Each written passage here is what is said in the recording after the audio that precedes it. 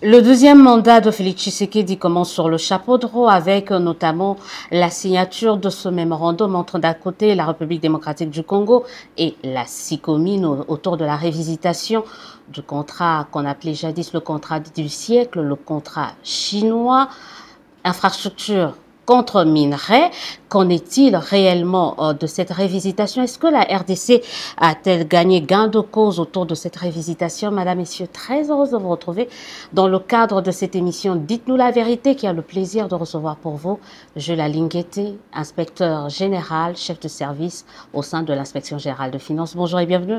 Bonjour Elisabeth. Alors, au cours de cette émission avec vous, on fera un bilan carrément de l'action controversée de l'IGF, ou pas très bien compris, pendant depuis votre nomination jusqu'à ce jour. Mais également, on va essayer, on va essayer de passer en revue ces différentes actions, mais également, on va essayer de se projeter dans le présent, pas se projeter dans le futur et parler du présent par rapport à la consolidation ou à l'amélioration des acquis du président de la République et quel peut être l'apport de l'IGF pour apporter un plus dans le deuxième mandat de Félix Tshisekedi, encore une fois de plus.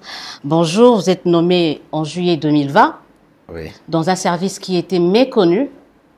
C'était quoi votre première impression quand on vous avait entendu à la télé? Non, vous êtes devenu inspecteur général, chef de service. Bon, la première impression, c'était les lourdes responsabilités qui venaient d'être confiées.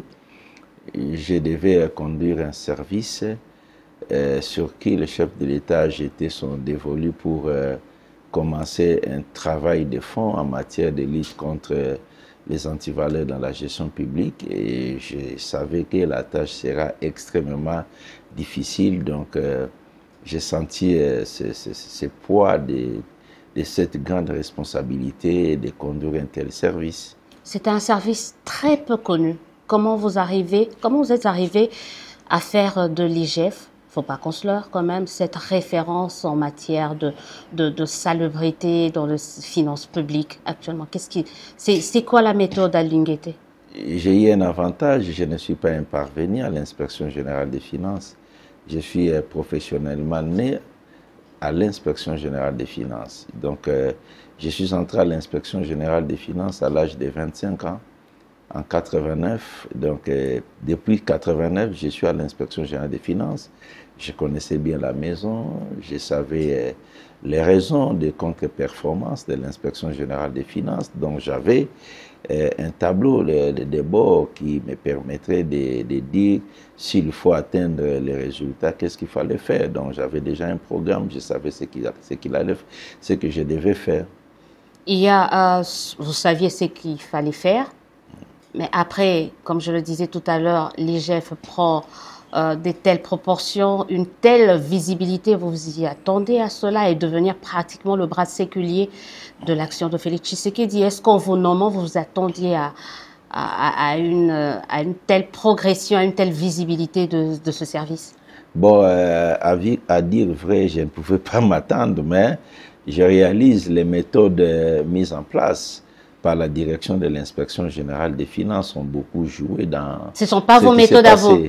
Ah oui, mais nous sommes quand même une direction. Il ne faut pas toujours s'approprier de tous les résultats. Nous sommes toute une équipe de travail. J'ai mon adjoint, j'ai les cordeaux, j'ai les chefs de brigade. Ensemble, nous avions travaillé pour planifier ce qui s'est passé. Donc, je crois que la nouvelle méthode de l'inspection générale des finances depuis 2020 a donné les résultats, et plus particulièrement la décision de l'inspection générale des finances de s'aligner à la Convention internationale de l'ONU, la Convention de l'ONU sur la lutte contre la corruption, qui demande aux organismes qui luttent contre la corruption de publier les rapports.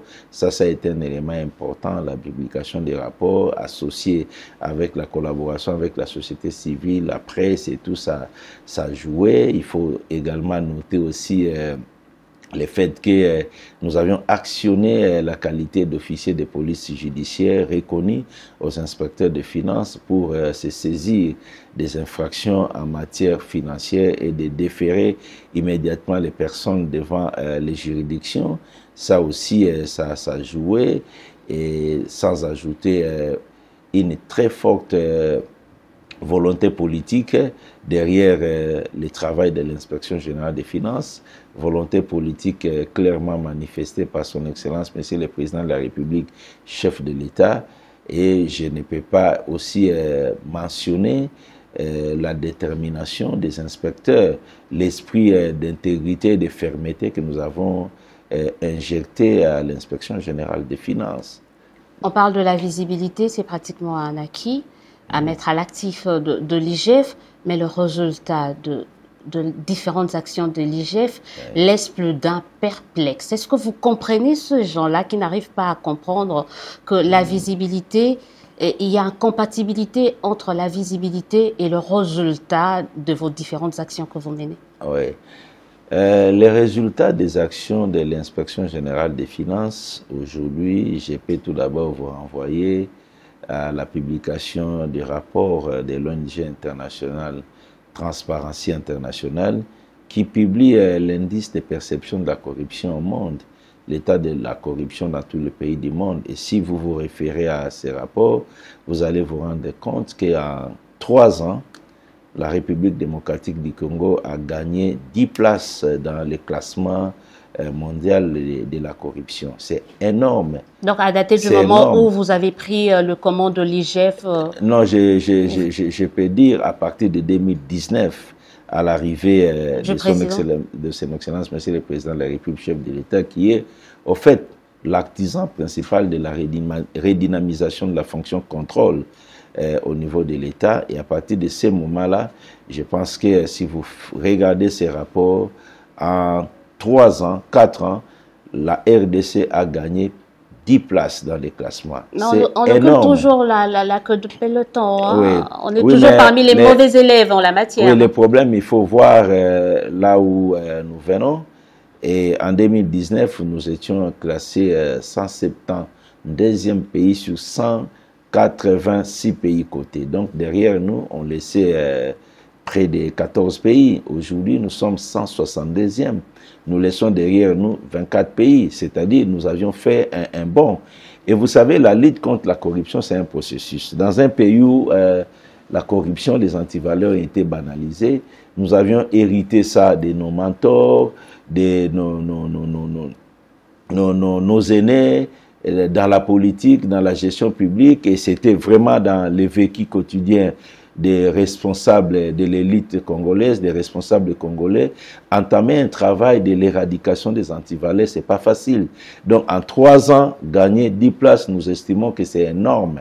Donc, la République démocratique du Congo a fait vraiment des progrès. Donc, je voulais dire ces statistiques-là, au moins émanant d'une ONG indépendante internationale, prouvent à suffisance les résultats réalisés dans les pays dans le cadre de la lutte contre les antivaleurs. Maintenant, si vous voulez que moi je vous donne les résultats du travail de l'inspection générale des finances, ça dépend de quel côté où vous vous trouvez. On commence par le budget, par exemple, l'impact du travail. J'ai dit les résultats du travail de l'inspection générale des finances, ça dépend de quel côté vous vous trouvez. Si vous vous trouvez des côtés des prédateurs financiers ou des criminels financiers, vous allez tout simplement dire que l'inspection générale des finances n'a rien fait comme travail parce que, au fait, vous vous êtes retrouvé dans une situation où les beefsteaks qui étaient dans votre bouche venaient d'être arrachés. Mais si vous êtes du côté des observateurs indépendants, des Congolais bien avertis, vous vous rendez compte que l'inspection générale des finances a fait un travail énorme en 3 ans. Mais qui n'impacte pas le quotidien des Congolais, moins encore le budget. Le beefsteak dont vous parlez, que vous aurez peut-être arraché des mains des prédateurs, on n'a jamais vu, en tout cas assisté à un remboursement de l'argent détourné, l'argent des corrompus. C'est aussi bon, en fait, ça. ce sont les mêmes questions. Nous sommes obligés à tout moment que nous sommes face à la presse de donner des précisions. Non, parce qu'on n'arrive toujours pas à comprendre. Vous allez vous rendre vraiment compte que l'amélioration des indicateurs macroéconomiques de notre pays, à prendre seulement l'augmentation des recettes propres de la République démocratique du Congo qui est passée de 2019 de 4 milliards de dollars américains, aujourd'hui, fin 2023, être à 10 milliards, cette augmentation-là coïncide curieusement avec le déclenchement de la lutte acharnée contre la corruption dans notre pays. C'est une augmentation sur papier. Oui, non, sur papier, parce que dans la mobilisation comme ça, là, on atteint pas 10 milliards. Non, ce n'est pas une augmentation sur papier, parce que les chiffres de 10 milliards de recettes propres est une réalité. Et peut-être que les gens en parlent. Et je reviendrai sur la question de l'augmentation des indicateurs économiques, des recettes de l'État avec le vécu quotidien. Ça aussi, ce sont des questions qu'on doit préciser pour que les gens comprennent. Mais ce qui est vrai aujourd'hui, les Congolais doivent noter que beaucoup d'indicateurs économiques se sont améliorés pendant la période où la lutte contre la corruption venait d'être déclenchée avec beaucoup de fermeté. Donc, nous sommes passés d'un budget de 4 milliards en recettes propres aujourd'hui, 4 milliards de dollars américains en recettes propres aujourd'hui, à près de 10 milliards. C'est un énorme progrès. Il y a des gens qui ont voulu attribuer ces résultats au code minier, au code minier, mais ce qui est faux, si vous faites en vraiment, vrai, oui, vrai. Quand on l'attribue, c'est faux, mais on ne peut pas, pour moi, on ne peut pas exclure les secteurs miniers. Et quand vous prenez aujourd'hui les 10 milliards en recettes propres que nous faisons en République démocratique du Congo, les secteurs miniers contribuent au maximum à 3 milliards de dollars américains. Donc il y a 7 milliards de dollars qui proviennent d'autres secteurs, télécommunications, commerce général et tout. Donc on a constaté que dans tous les secteurs, il y a eu une augmentation sensible. Donc il faut aller chercher les causes beaucoup plus pluridimensionnel que de rester seulement dans l'analyse des codes miniers. Et puis le code minier a été révisé en 2018. Okay? Il y a eu le règlement minier en 2018. Et pourquoi les premiers résultats tombent seulement en 2021, 3 ans après? Est-ce que c'est du hasard? 2021 qui coïncide avec des actions fortes des chefs de l'État en matière de lutte contre la corruption. Tout ça, il faut faire des analyses pour comprendre la situation. Nous croyons fermement que la lutte contre les antivaleurs dans la gestion publique, contre la corruption, la fraude dans tous les secteurs, donne petit à petit les résultats. Mais il faut que nous puissions continuer à intensifier ces actions pour que vraiment on arrive aux résultats beaucoup plus importants encore. Alors, s'agissant des bilans de l'inspection générale des finances, très rapidement, pour nous, parce que oui, pour nous avions mené beaucoup d'actions avec beaucoup de résultats. Et le plus important que je peux vous dire aujourd'hui, que nous avions tout d'abord réveillé la conscience nationale en matière de lutte contre la corruption. Nous tous qui croyons à l'époque que la corruption était, les antivaleurs, détourner de l'argent de l'État était aussi facile. Aujourd'hui, je pense que les gens commencent à réfléchir. Donc, nous avions fait ce travail. Mais les corrupteurs courent toujours les rues de Kinshasa ou de la République. Hein? J'arrive. Nous avions réveillé cette conscience nationale en matière de gestion publique. Nous avions mené des missions qui ont conduit à ce que des responsables des établissements publics, des entreprises de l'État, des provinces, soient traduits devant la justice et chacun devra faire son travail. Nous avions fait notre travail de les dénoncer, de les amener devant les juridictions. Et maintenant, si vous voulez savoir qu'est-ce qu'on a fait de ces gens-là et si on a récupéré l'argent, il faut aller poser la question aux juridictions. Mais nous avions fait notre travail et je pense que quand les inspecteurs arrivent quelque part, il ne manque plus d'agitation aujourd'hui parce que les gens savent à quoi s'attendre. Les gens savent à quoi s'attendre. Oui. Là, je crois que chacun peut déduire un peu ce qu'il pense par rapport à cette phrase. Oui. Moi, je l'ai rapidement commencé avec cette actualité quand même, c'était quand même la bonne nouvelle de ce début d'année, le contrat chinois. Oui. Mais rapidement, comment vous arrivez à expliquer au niveau de l'IGF qui est d'un côté cette visibilité des nombreuses actions que vous menez, mais d'un côté, qu'on continue toujours à parler de détournement et continue à parler des corrupteurs, des corrompus, des détourneurs ici en République démocratique. C'est un processus, mais on a l'impression que, voilà, allez, le chien aboie, la caravane passe. Non, c'est pas du tout. Vous savez, la corruption, les détournements, il n'y a aucun pays au monde qui a réussi à les rendre zéro. Même les États-Unis. Ils ne sont pas en matière de classement sur la corruption, ils sont autour de 75%. Donc il y a 25% des cas de corruption dans ces pays-là. Aucun pays du monde n'est arrivé aujourd'hui à atteindre le niveau corruption zéro. La corruption existe toujours. C'est pour cela que les organes de contrôle, de lutte contre la corruption existent. Et la lutte contre la corruption, c'est un processus. Et si vous comprenez d'où nous venons, où à un certain moment, détourner les fonds publics était un exploit, était un acte de bravoure. Et aujourd'hui, à obtenir les résultats que nous avons, il faut vraiment se dire qu'on a fait un grand travail. Donc, il y aura toujours des gens qui tenteront de détourner, il y aura toujours des gens qui tenteront de corrompre, mais ce ne serait plus à ciel ouvert comme c'était par le passé. Donc nous sommes en train de faire un travail de concert avec les autres services, la Cour des comptes, Sénaref, APLC. Nous sommes en train de faire un travail qui va, je suis sûr et certain, si les acquis sont préservés et la ligne droite est maintenue, nous aurons des résultats beaucoup plus importants dans les années à venir. Le contrôle a posteriori n'a pas marché, le contrôle a priori est en train de montrer ses limites, le contrôle concomitamment vacille. Quelles sont les limites de contrôle a priori que vous dites que le contrôle a priori a démontré ses limites? Je voudrais, madame, vous dire qu'en 2021, nous avions fait des audits pratiquement dans les provinces, les établissements publics, les entreprises et certains ministères. Le constat était catastrophique. Partout, les gens se sont comportés comme des véritables coulounas financiers. Et de là, il y a eu une série de procès qui a été initié à la suite des rapports de l'Inspection générale des finances. Nous connaissons les résultats, il y a des gens qui ont été arrêtés, il y a des gens qui ont été relâchés, il y a des rapports qui sont restés sans suite jusqu'à aujourd'hui. Et à la suite de tout cela, nous avions pensé qu'il était important, face aux réalités de la République démocratique du Congo, de déclencher la patrouille financière qui est un contrôle a priori. Le contrôle a priori, pour vous les résumer, c'est un mode de contrôle préventif qui fait éviter la commission des actes de détournement ou de corruption. Donc, nous avions mis pratiquement tous les points chauds en matière de finances publiques de notre pays sous haute surveillance. Voilà pourquoi aujourd'hui, nous arrivons chaque année à mettre sous surveillance ou sous contrôle plus de 200 points.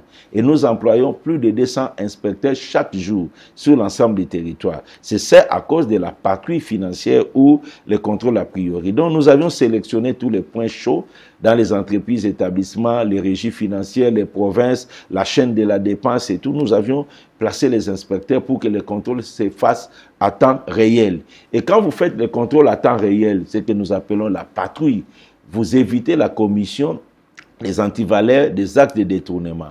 C'est au fait pour pallier aux insuffisances de contrôle a posteriori qui venaient constater les faits déjà passés, les cadavres dans les placards et chercher maintenant à amener les intéressés devant la justice, comme je l'ai dit déjà, les gens qui ont déjà commis des forfaits, qui disposent de moyens financiers importants, qui appartiennent à des réseaux, qui ont des parrains politiques, financiers très forts. Il est très difficile de gagner devant la justice avec des gens comme ça. Ils ont plusieurs tours dans leur manche. Et nous avions compris que pour éviter les déboires, des contrôles à posteriori, nous devions placer le contrôle a priori, qui est la surveillance à temps réel de toutes les opérations de l'État. En termes concrets, c'est quoi? Maintenant, nous empêchons les gens de commettre les détournements. Et c'est ce qui fait qu'on parle de moins en moins de cas, nous avions attrapé tel, nous l'avions amené. Non, nous sommes en train vraiment, nous sommes placés en amont de la commission des actes de détournement pour empêcher que ces actes arrivent. Vous êtes dans la suspicion, en fait. Vous suspectez que tel ou tel service va détourner, vous y allez. Non, madame. Vous constatez les faits avant qu'ils ne se produisent, c'est ça? Non, madame. Vous savez, ce qu'il y a chez nous ici, on a tendance à dissocier le contrôle et de la gestion. Sous d'autres cieux, ce sont des choses intimement liées. Si vous allez ailleurs dans d'autres pays, celui qui pose un acte de gestion, au préalable, il fait un contrôle avant de poser l'acte de gestion.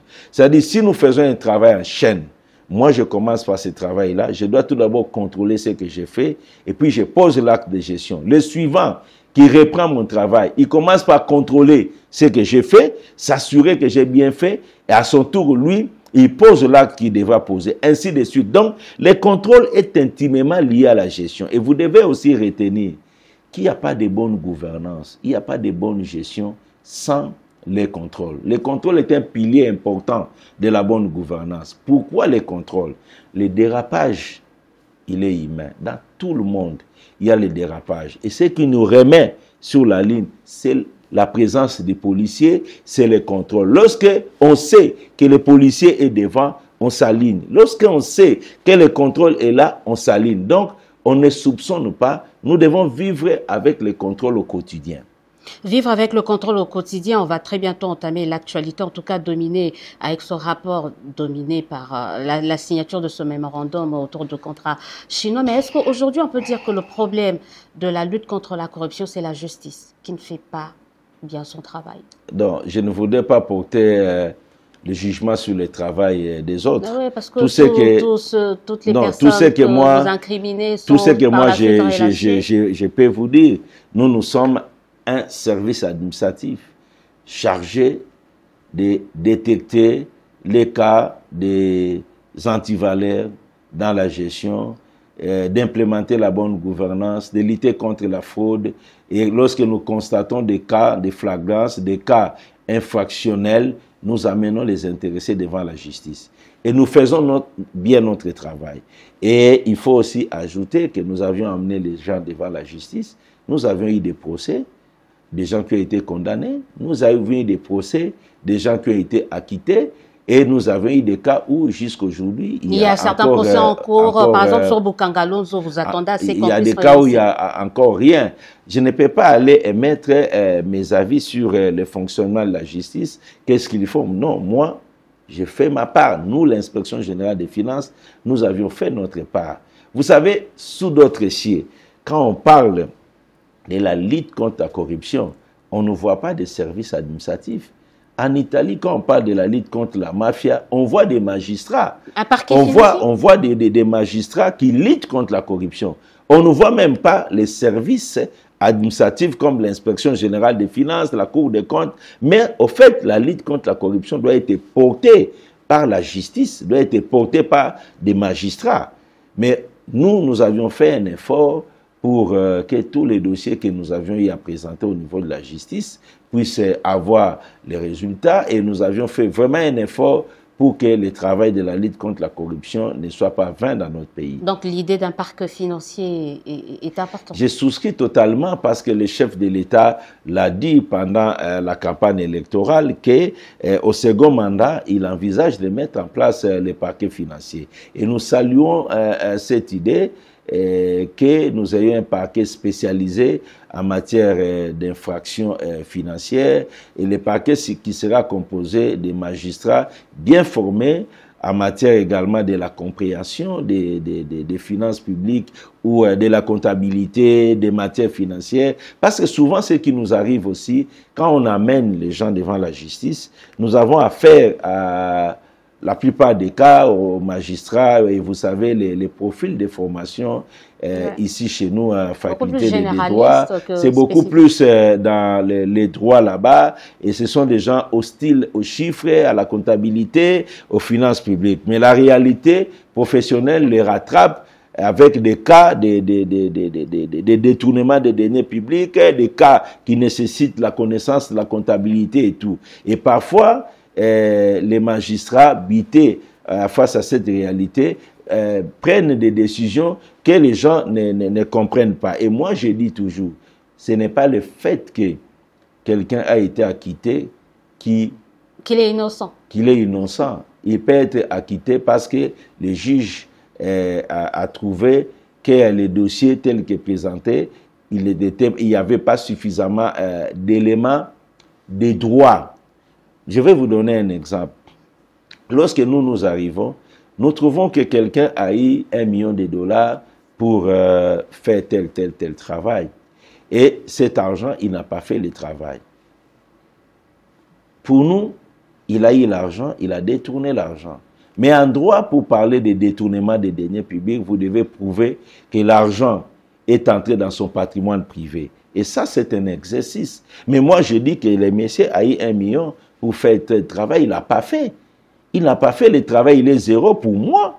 et l'argent n'existe plus, pour moi, il a détourné. Mais quand on arrive devant un vrai procès, on dit oui, mais il faut prouver que cet argent est entré dans son patrimoine privé. Vous voyez, de tels exercices compliquent. Il y a aussi des réformes qui doivent être faits dans le cadre de notre code pénal et donc de notre dispositif juridique pour permettre vraiment une véritable répression de la criminalité financière. Et la prise en compte de ces différents problèmes auxquels parfois vous êtes appelé à faire face, oui, parce que la loi justement n'arrive pas à Exactement, je peux vous donner même un cas. Nous avons la loi sur la passation des marchés qui demande aux gens de respecter la procédure de passation des marchés. Mais curieusement, que ce soit le code pénal, même la même loi, ne prévoit pas, ne dit pas clairement que le fait de n'avoir pas suivi la procédure de passation des marchés est une infraction. Donc, si une personne ne suit pas la procédure ou ne respecte pas cette loi, la loi sur la passation des marchés, ni le code pénal, n'érige pas cela en une infraction pénale. Vous comprenez? Donc, il y a beaucoup de choses que nous devons faire pour améliorer notre dispositif juridique. Alors, pendant qu'on célébrait la victoire des Léopards qui passaient en demi-finale, l'IGF nous a annoncé la signature de mémorandum révisitant le contrat chinois, le contrat du siècle. Tout le monde était content, mais il y a une structure qui n'était pas contente, c'est le Congo n'est pas à vendre. Ils disent que non, mais la RDC n'a vraiment pas gagné du tout par la révisitation de ce contrat. Alors, je vais vous donner quelques éléments et vous allez essayer de nous répondre en nous faisant voir si effectivement la RDC est sortie gagnante de la révisitation de ce contrat chinois. Il parle par exemple de fonds additionnels destinés aux infrastructures, qui maintenant est passé à 7 milliards. Donc, on a ajouté 3,8 milliards de dollars, si je ne me trompe pas. Alors, il se dit, est-ce un prêt ou des revenus directs de projets miniers? Ça, c'est le Congo n'est pas à vendre qui dit ça. Voilà, le malheur aussi avec les Congolais, nous faisons des critiques sur des choses que nous ne maîtrisons pas. La démarche à faire, c'est peut-être de venir s'informer. Vous savez, l'inspection générale des finances... Voilà pourquoi nous sommes là. Là, ce sont des préoccupations. Non, je parle de l'ONG, mais il n'y a pas que l'ONG. Il y a même certains officiels qui estiment que le contrat n'a pas été bien négocié. Mais nous avions commencé par publier un rapport qui fait état d'une situation catastrophique, que notre pays n'a pas bénéficié de ce qu'il devait bénéficier dans le cadre de ces contrats. On a produit des chiffres. Personne n'est venu, en tant que Congolais patriote, apporter sa contribution en disant, à part cela, il y a ça, il y a ça, il y a ça. Les autres ONG, ODEP, Likoko, AKG, Azado, étaient associés. Ils ont participé quand on a produit les rapports. Vous les aviez contactés? Oui, vous aviez contacté oui, on a appelé la société civile. Okay. On a appelé toute la société civile. Il y a une commission de révisitation qui a été mise en place, qui comprenait, retenait la présidence de la République, les gouvernements au travers du ministère des Finances, ministère des Mines, ministère du Budget, ministère de la Justice, ministère des Infrastructures, ministère du Commerce extérieur. Il y a eu la GECAMINE dans cette commission, l'inspection générale des finances, l'agence de suivi des projets sino-congolais. Il y a eu la cellule technique du ministère des Mines. On a fait appel à la société civile. On s'est retrouvé plus de 120 personnes dans une grande commission pour améliorer le travail de l'inspection générale des finances. Donc c'est à ce moment-là que les gens devaient apporter leur contribution pour dire voici ce que nous devons réclamer. L'inspection générale des finances a produit son rapport, c'est bien, mais nous ajoutons tel élément. Les structures que je venais de citer ont apporté leur contribution, ont amélioré les revendications de l'inspection générale des finances. C'est ce qui a produit la feuille de route de négociation. Par la suite, il y a eu plus de 30 réunions, parfois de plus de 5 heures du temps par jour pour discuter avec la partie chinoise. Il y a des gens qui ont activement participé et nous sommes arrivés à la fin, nous avions produit les résultats. Maintenant, voilà la question que vous me posez. Est-ce que c'est un prêt? Le fonds additionnel, est-ce un prêt ou un revenu? C'est une preuve que chaque fois qu'on communique okay, autour de ces résultats, soit qu'ils ne suivent pas, soit qui ne veulent pas suivre, ils veulent seulement être du côté de ceux-là qui critiquent. Donnez de la réponse. Nous avons clairement dit, lors du dernier point de presse organisé par son Excellence, Monsieur le ministre de la Communication, avec son Excellence, Monsieur le ministre d'État, ministre aux ITP, j'y ai personnellement participé avec le directeur du cabinet adjoint du chef de l'État en charge des questions économiques. Nous avions clairement expliqué que les 7 milliards ne sont pas un prêt à rembourser par la République démocratique du Congo. Les 7 milliards seront tirés des bénéfices, des gains que Sicomine réalise. Donc, quand nous parlons de 7 milliards, ce n'est pas un prêt, c'est non remboursable, c'est ce que nous tirons de l'exploitation de la société Sicomine, des bénéfices que nous tirons de Sicomine, des gains que Sicomine réalise. La République démocratique du Congo prend 324 millions de dollars chaque année pour construire les routes. Attendez que je vous explique. J'en ferai rapidement parce qu'il y a quand même des questions. Oui, je vais vous expliquer. Donc, c'est des fonds que nous tirons de cette manière-là, que la République ne va pas rembourser. Et j'ai cru aussi entendre les gens dire, s'il n'y avait pas ces mémorandums, la République... Mais la République gagnerait. Posez-leur la question, avant ces mémorandums, la République gagnait combien dans le cadre des projets Sicomine? 0. Ils sont incapables de vous donner des chiffres. La République ne gagnait rien. Les rapports de l'inspection générale des finances le disent clairement. Alors quand on signe un mémorandum qui donne chaque année 324 millions de dollars, pour 2024, 624 millions de dollars pour les routes, on doit quand même féliciter les gens qui ont donné de leur temps, de leur énergie, de leurs compétences et surtout de leur intégrité. Pour qu'on arrive à un tel résultat, on doit les féliciter. On ne doit pas seulement être de mauvaise foi comme un peu de la sorcellerie en critiquant même des choses que vous ne pouvez pas critiquer. Donc, je voulais vous dire, 7 milliards de dollars américains revenant à la RDC, c'est près de 7000 km de routes. Vous savez, le réseau routier de la RDC aujourd'hui est composé de combien de kilomètres? Combien de kilomètres? Allez demander au ministère des ITP, à l'Office des routes. On va vous donner les statistiques. Combien de kilomètres de routes praticables, asphaltées nous avons aujourd'hui?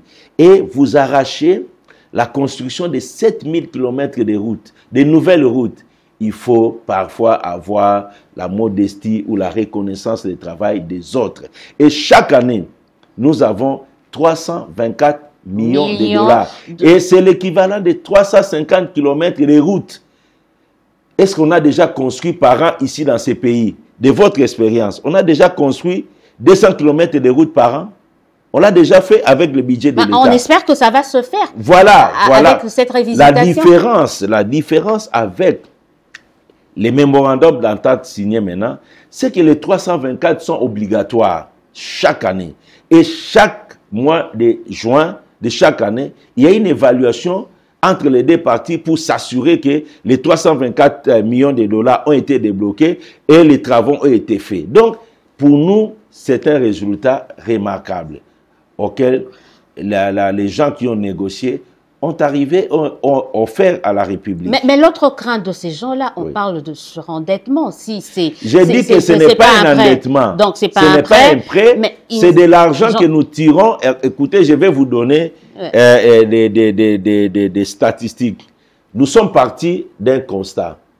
Depuis 3 ans, la Sicomine réalise 1 milliard de dollars de bénéfices. La Sicomine fait 2 milliards de dollars de chiffre d'affaires avec 50% de charges et qui laisse 1 milliard de dollars de bénéfices. Sur les 1 milliard, il a été décidé que 324 millions soient prélevés par l'État congolais pour construire les infrastructures. Et ces 324 millions de dollars ne sont pas remboursables. C'est de l'argent qu'on donne à la RDC parce que la convention était minérée contre infrastructure. Donc chaque année, sur les 1 milliard réalisés par la GECAMINE, par Sicomine, on prend 324 millions de dollars pour faire environ 350 km de route. Et sur ce qui reste, soit autour de 650 millions de dollars, la GECAMINE, qui est partenaire avec la partie chinoise dans Sicomine, va se partager les 650 millions en raison de 200 millions de dollars chaque année pour la GECAMIN et 450 millions pour la partie chinoise. Et si vous prenez globalement la situation, vous verrez que sur les 1 milliard de bénéfices, la RDC prend 324 millions, plus 200 millions de la GECAMIN, nous passons à 524 millions que la partie RDC prend et le reste, les autres prennent 450 millions. C'est ça la réalité. Donc ce n'est pas un prêt. Donc c'est de l'argent que nous prenons pour mettre dans les routes et personne ne va rembourser cela. Personne ne va rembourser, c'est vrai qu'il y a beaucoup de détails. Donc dites à ces gens-là de se renseigner tout d'abord, de se renseigner au lieu de faire des déclarations inutiles. Ils vont certainement suivre cette émission. Il faut qu'ils viennent se ressourcer, qu'on leur explique ce qui a été fait. Ils vont certainement suivre cette émission. J'arrive, pardon, je voulais terminer. Il y en a qui peuvent aussi dire, ah non, les pays consent les exonérations. C'est ce que je voulais dire. C'est la valeur totale, les exonérations. Il n'y a pas une évaluation dans ce sens. Il y a une évaluation. Pour votre information, nous avions demandé les statistiques des exonérations accordées à la Sicomine au niveau de la DGI, la Direction Générale des Impôts, au niveau de la douane. Vous savez ce que ça donne? Moins de 60 millions de dollars d'exonération par an. La DGI a donné, ils sont en train de me suivre, ils ont donné près de 666 millions de dollars pour 15 ans d'exonération. Et vous faites la moyenne, vous tombez autour de 25 millions de dollars par an d'exonération. Quand vous ajoutez avec la douane et la DGRAD, vous vous retrouvez avec un paquet d'autour de 60 millions de dollars d'exonération. Vous exonérez pour 60 millions de dollars et vous gagnez 324 millions que vous mettez dans les routes hors budget de l'État. Il faut s'informer, avoir les chiffres, pour que vous puissiez critiquer. C'est important. C'est important, mais ils disent également, toujours la Sainte-Père, oui. Le Congo n'est pas à vendre, le Sainte-Père est en train de dire que, écoutez, on n'a pas évalué le transfert, mécanisme de transfert de technologie et transfert des compétences. Vous n'avez pas fait allusion dans la révisitation de ce contrat chinois. C'est-à-dire, dès que ça termine, est-ce que les Congolais vont être bénéficiaires de ça? Encore des tralala, bla bla bla bla bla bla. L'histoire de Sicomine, ce n'est pas un PP. Ce n'est pas un partenariat public-privé. OK? Donc, c'est une société créée entre deux parties, GECAMIN et les Chinois. Les Chinois ont amené leur argent. Ils ont amené leur caution dans les prêts que la société Sicomine devait bénéficier. Maintenant, on a amené nos mines aussi. J'arrive, je vous explique. Je vous explique. Sicomine, c'est une société créée entre deux parties, GECAMIN et les Chinois. GECAMIN amène ses permis d'exploitation de gisements. OK? Les Chinois amènent près de 1,6 milliard de dollars de l'argent frais pour démarrer les projets. Ils amènent également des garanties en ce qui concerne la levée de fonds à l'extérieur pour financer les projets miniers. Les deux parties se sont mis ensemble pour travailler. C'est une société composée de deux actionnaires. Et ce n'est pas un PP, ce n'est pas un partenariat public-privé. OK? S'ils parlent des transferts de technologies, qu'ils les demandent autant à TFM et les autres.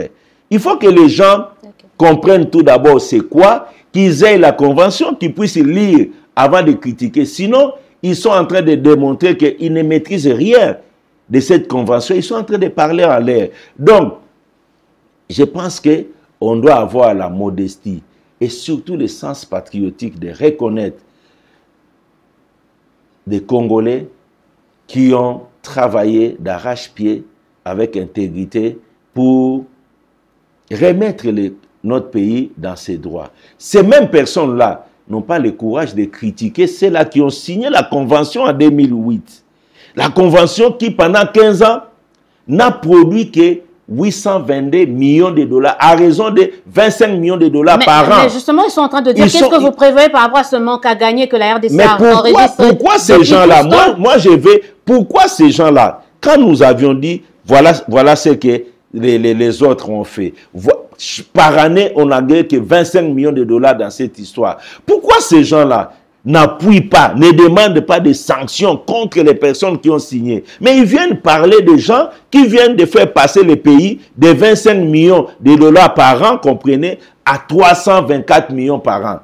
Je ne comprends rien. Mais moi, je viens vous poser la question. Qu'est-ce Oui. qu'on fait de ces gens-là qui ont fait perdre des millions à la RDC depuis 2008 via ce contrat? Qu'est-ce que vous allez faire de ces Je personnes? demande à cette ONG-là de nous appuyer dans ça. En quoi faisant? Qu'il demande, ok, l'arrestation des personnes qui ont signé les contrats. Ok? Parce que nous sommes venus corriger ce que ces gens-là ont fait. Pourquoi ces ONG ne parlent pas de ces gens-là? Je crains même que... Vous ne pouvez pas initier. Pardon, madame. Je crains que ces prédateurs qui vivaient du contrat chinois puissent être derrière ces ONG en tentant de discréditer les résultats auxquels on est arrivé. On ne parle pas que de 324 millions par an, retenez. La RDC a récupéré les barrages de Boussanga. Il y a un barrage hydraulique qui vend de l'électricité aux miniers au Katanga. L'électricité de très bonne qualité. Des euros à 40%. J'arrive. Un barrage qui produit près de 100 millions de dollars de recettes par an. Ces barrages étaient la propriété des Chinois et de certains Congolais cachés. Quand je parle là, ils sont là, ils savent. Des Congolais cachés qui vivaient de ces barrages. On a démontré que ces barrages devaient revenir à la RDC et aux Chinois, aux deux parties. Et les Chinois ont reconnu la pertinence des observations formulées par la partie congolaise. Aujourd'hui, ces barrages deviennent copropriété à raison de 40% pour la RDC, 60% pour les Chinois. Donc, nous allons récupérer des dividendes dans l'exploitation de ces barrages. En termes de dividendes, en termes de beaucoup de choses. Ça, ils n'en parlent pas. Mais c'était 51-49% avant. C'est-à-dire, c'était des Congolais, des particuliers congolais qui étaient majoritaires. Non, avant que nous puissions intervenir, les barrages appartenaient aux Chinois et à certains Congolais cachés derrière des prêtres, non. Qui détenaient 51%, vous voulez dire? Non, les Chinois détenaient 75%. Ces Congolais-là non identifiés, qui se cachaient derrière les prêtres, non, détenaient 15%, ça fait 90%. La SNEL détenait 3% parce que ces barrages devaient utiliser les réseaux de transport et de distribution d'électricité de la SNEL. Voilà pourquoi ils ont donné à la SNEL 3%. La GECAMINE avait 7% parce que les sites où on a construit les barrages appartenaient à la GECAMINE. Donc, sur les 100%, les Chinois avaient 75%. Les Congolais, les fils égarés, les mauvais enfants de la République, que vous ne voulez pas poursuivre bizarrement, on ne sait pas pourquoi. Ils avaient 15%. La SNEL avait 3%, la GECAMINE avait 7%. Maintenant, on a renversé la situation. Les Chinois ont gardé 60%. Le Congo a récupéré 40%. Avec comme conséquence, on va placer un DGA. On va placer 4 administrateurs sur les 7 et sur les 11 que compte le conseil d'administration. Les portefeuilles vont prendre cette entreprise dans sa gestion. Nous aurons des dividendes qui vont sortir de là. Ça, ils ne parlent pas. Moi, je crains. Qu'est-ce qu'on fait des fils égarés qui détenaient des pourcentages à Boussanga? Qu'est-ce qu'on fait de ces personnes? Je crains que ceux qui critiquent l'accord aujourd'hui soient utilisés par les fils égarés pour distraire la population. Mais vous-même, qu'est-ce que vous avez fait de ces fils égarés? Ils détiennent encore des parts ou ils ont été dépouillés de toutes leurs parts? Quand nous avions publié les rapports, nous avions relevé des choses. Premièrement, la mauvaise foi, si pas la sorcellerie des représentants congolais qui ont participé à la signature de cet accord. Nous l'avions relevé. 2, nous avions relevé sur l'épée d'argent qu'on a donné aux infrastructures. 822 millions en 15 ans. Les infrastructures réelles n'étaient qu'autour de 400 millions de dollars. Donc, près de la moitié des fonds mis à la disposition de la République détournés au travers de la surfacturation des travaux de route. L'élément suivant, nous avions démontré que les gains étaient mal répartis et qu'il fallait rééquilibrer. Donc, la partie des gens qui ont mal négocié, sciemment, mal signé ces accords, parce qu'ils ont privilégié ce qu'ils devaient mettre dans leur poche, au détriment de la République démocratique du Congo, la justice devait s'en occuper. Là où nous avions parlé de la surfacturation de 822 millions débloqués, on a eu des travaux autour de 400 millions. Il y a même un rapport que nous avions envoyés au niveau de la justice. Il y a des gens qui ont été arrêtés pour par la suite relaxer. Qu'est-ce que vous voulez que nous puissions faire? Nous ne pouvons pas tout faire, l'inspection générale des finances. Nous ne pouvons pas aller contrôler, établir les faits et tout, aller arrêter les gens. Arrêter les gens, ce n'est pas notre problème. Rendre justice, ce n'est pas notre problème. Dans la lutte contre la corruption, il y a des compartiments. Nous faisons notre travail, les autres aussi doivent faire leur travail. Je repose ma question. Voilà. Dans les 40% que détient actuellement la RDC, oui. Il y a combien de parts qui reviennent actuellement aux fils égarés, en tout cas ceux-là que vous Ils n'auront rien. Les 40% reconnus à la RDC aujourd'hui reviennent à la RDC comme pays. Et c'est le ministère du portefeuille qui va gérer les 40% revenant à la RDC. Cette fois-ci, il n'y a pas eu de fils égarés. Il y a eu des fils patriotes de Congo qui sont allés dans une négociation et qui ont arraché d'énormes résultats spectaculaires pour leur pays. Et c'est pour nos enfants que tous les négociateurs l'ont fait. À l'unanimité, nous avions négocié avec fermeté, patriotisme pour arriver à ces résultats-là. Contrairement, vous savez, ça peut vous choquer. Les autres, quand ils négociaient, tous ces accords-là étaient signés en Chine. Ils allaient en Chine, les Chinois ont tout préparé pour eux, ils venaient, ils savaient ce qu'on devait leur donner, ils n'avaient même pas le temps de regarder ce qu'ils étaient en train de signer. Ce sont des gens qui se sont enrichis sur les dos de la République démocratique du Congo. On verra maintenant quel type de fils vont être nommés, surtout au niveau de non seulement la Sicomine, mais de Boussanga. Quel type de fils vont être nommés? Parce que là, c'est une autre terme. Dans tous les cas, qu'il soit prévenu que le Congo ne laissera plus ses intérêts être bradés. Que ce soit par les étrangers, que ce soit par ses propres fils. On ne laissera plus.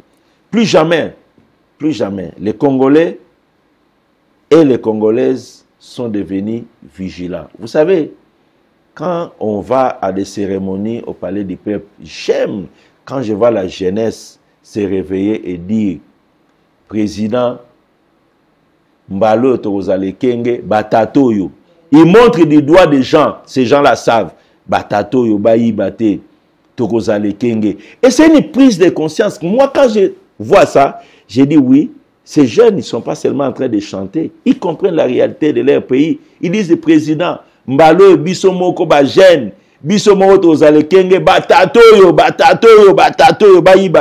C'est-à-dire, il y a une prise de conscience et je ne pense pas que les gens continueront à s'amuser comme par le passé. Très rapidement, on est en train de chuter, c'est presque la fin, me dit la réalisation. Oui. Mais je vais te parler rapidement, en 1 ou 2 minutes. Comment vous comptez apporter votre pierre dans la consolidation des acquis du président de la République pour ce 2e mandat? Le chef de l'État a dit qu'il faut consolider les acquis.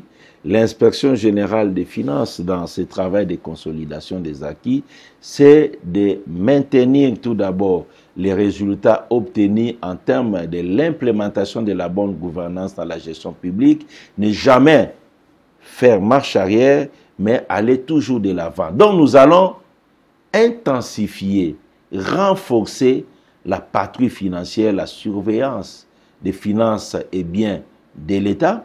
Nous allons renforcer notre vigilance à tous les points de contrôle pour que les résultats déjà obtenus puissent s'améliorer et accompagner utilement son Excellence, Monsieur le Président de la République, chef de l'État, dans l'atteinte de ses objectifs, à savoir l'amélioration des vécus quotidiens des Congolais. Nous ne pouvons pas arriver à l'amélioration des vécus congolais, des vécus quotidiens des Congolais, si nous n'arrivons pas à mettre fin à tous ces désordres qui régnaient dans les finances publiques. Si nous n'arrivons pas à dissuader les prédateurs financiers de reculer des gains communs qui devraient être affectés à des usages communs. Donc, notre rôle, c'est là, et nous allons vraiment renforcer la vigilance pour accompagner utilement le président de la République, pour accompagner utilement notre pays. Selon certaines informations, vous êtes beaucoup plus mis en difficulté par les proches, justement, du président de la République. Comment vous en sortez, quand même? Dans votre mission, on dit la plupart des personnes, ouais, ils se revendiquent néanmoins proches du président de la République. Ça, c'est selon vos informations. Mais vous savez, le travail que nous faisons, je vous ai dit, moi j'ai 34 ans. Peut-être les gens ne le savent pas. J'ai 34 ans de métier d'inspecteur de finances. Je n'ai fait que ça toute ma vie. Je n'ai fait que ça. Donc, on est habitué à des pressions. Que ça vienne de gauche, de droite. Nous savons faire face à ces pressions. Celui qui te dira qu'il n'y a pas de pression dans son travail, il ment. Les pressions peuvent arriver de la classe politique, des autorités administratives, de ta propre famille, de tes propres frères aussi, de partout. Mais notre force, c'est de privilégier les lois, le respect des lois de la République. Si quelqu'un vient pour une intervention, mon rôle, c'est de regarder, de lui expliquer, ok, comment se présentent les problèmes, qu'est-ce que nous devons faire et pourquoi nous avions fait ce que nous avions fait. Et la plupart des gens comprennent. Il y a que ceux-là qui ont la prédation dans leur ADN et la détermination de ne pas abandonner, qui persistent, qui continuent à insister. Mais nous devons comprendre, pour l'intérêt des générations futures, pour l'intérêt de nos enfants, nous devons travailler pour remettre le Congo sur une nouvelle direction telle que le veut son Excellence, Monsieur le Président de la République, chef de l'État. Nous devons tous nous investir dans cet objectif-là. Dans cet objectif-là, ce sera peut-être votre mot de la fin. J'aurais bien aimé qu'on parle, par exemple, de Samcret, en tout cas la route Kananga-Mbujimayi, où vous avez été cité avec la société Samcret, parce que la route, elle est toujours pas réhabilitée. Un petit mot sur ça. Qu'est-ce qui s'est passé? La route est en train d'être réhabilitée. Et ce qui s'est passé dans les dossiers Samcret, ils avaient sollicité un paiement de 29 millions de dollars. Nous avions constaté qu'ils avaient précédemment bénéficié d'un autre paiement de 29 millions de dollars et ce paiement, il y avait un certain nombre d'exigences, un certain nombre de travaux à faire avec ça. Et pour que vous puissiez avoir un deuxième paiement, il faut justifier l'utilisation faite du premier paiement, ce qui n'avait pas été donné. Donc, ils ont été incapables de justifier qu'est-ce qu'ils avaient fait des 29 millions de dollars qu'ils avaient eu depuis le mois d'avril 2022. Alors, venir chercher un deuxième 29 millions de dollars sans justifier ce qu'ils avaient eu avant, pour l'inspection générale des finances, ça posait problème. Nous avions dit que nous n'accédons pas, ok? Nous n'accédons pas à cette procédure-là. C'est de là que nous allons voir qu'on sortira d'autres problèmes liés à ces contrats à Samcret. Dans tous les cas, vous devez le savoir, celui qui a les prérogatives en matière de routes, c'est le ministère des ITPR. Et dans cette affaire, le ministère des ITPR qui gère les routes nationales a dit, cette route-là, ce ne serait pas Samcret qui va le faire. Nous avons d'autres engagements. Aujourd'hui, si vous allez là-bas, allez, vous êtes journaliste avec vos caméras, vous allez voir cette route-là, on a déjà commencé à travailler. Ce n'est plus comme Samcret l'avait laissé. Moi, je ne suis ni pour l'un, ni pour les autres, mais je pense que je vous donne l'information. Le ministère des ITP a décidé que compte tenu de tous les dysfonctionnements constatés avec Samcret, de confier la construction de cette route à un autre opérateur, à un autre constructeur. C'est ce qui s'est fait. Nous avions seulement exigé la justification des montants préalablement touchés avant que nous puissions accéder à une autre demande de paiement qui a été formulée par l'opérateur concerné. Voilà, vous me connaissez, j'aime bien l'arrière-pays et je vous promets que dans quelques mois ou quelques semaines, je vais faire un tour pour voir comment avancent les travaux dans cette partie de la République démocratique du Congo parce que c'est une route très très importante, Kananga-Mbujimayi, et je crois que c'est d'ailleurs l'une des priorités de ce quinquennat du président de la République. Jules Lingueté, merci de m'avoir accordé un peu de votre temps, pas qu'un peu, près de 50 minutes, c'est beaucoup pour quelqu'un qui travaille beaucoup. Un mot de la fin en 30 secondes à tous ceux qui nous ont suivis. Je demande à toutes les Congolaises et Congolais de croire en l'avenir de la République démocratique du Congo, de se mobiliser comme un seul homme pour accompagner la vision de son Excellence, Monsieur le Président de la République, chef de l'État, dans le cadre de l'éradication des antivaleurs dans la gestion publique. C'est une réalité petit à petit. nous allons atteindre des résultats extraordinaires. Merci l'IGF, merci l'Inspection Générale de Finances, merci à vos téléspectateurs. Vous étiez nombreux à nous suivre, vous êtes de plus en plus nombreux et je vous dis, c'est réparti pour cette nouvelle saison de votre émission Dites-nous la vérité. On s'est dit au revoir, à très très bientôt pour un autre numéro dans le cadre de votre émission Dites-nous la vérité. Alors, prenez soin de vous.